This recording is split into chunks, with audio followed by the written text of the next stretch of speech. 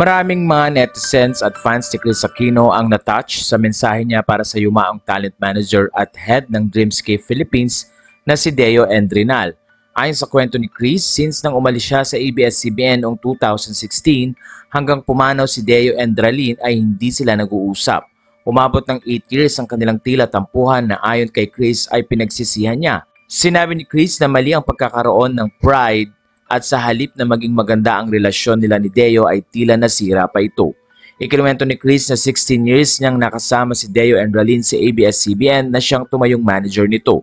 Hindi man ikinuwento ni Chris kung ano ang dahilan ng kanilang tampuhan, pero muli niyang sinabi na sayang ang oras na hindi sila nag-uusap at sa halip ay sila sana ang nagsuportahan sa isa't isa sa mga araw na kailangan nila ng kaibigan.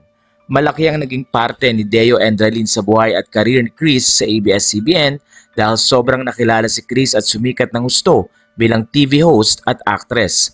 Kaya naman napakomment ang mga netizens at nagpasalamat din ang anak ni Deo na si PJ Endrinal kay Chris Aquino.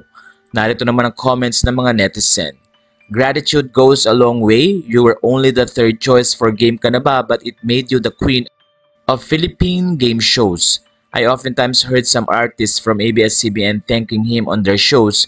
You and Chinita Princess were among the top artists from whom I heard his name often. I can't blame you for choosing to cut the connection with him. You were hurt from someone who was dear to you and not hearing anything during one of the hardest days of your life. I understand you. Your expectations were failed to meet. Let's not judge anyone here.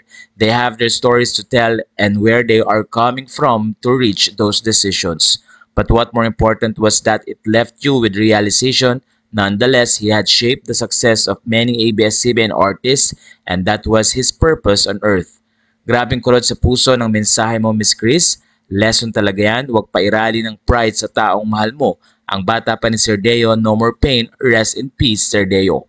Matatandang pumanaw si Deo Endrinal noong February 3 sa edad na 60. Sa puntong ito ay hindi lamang si Chris ang tila natulungan ni Deo Endrinal kundi na rin ang marami pang artista na kapamilya stars ang natuwa sa mga tulong na ginawa ng yumaong talent manager.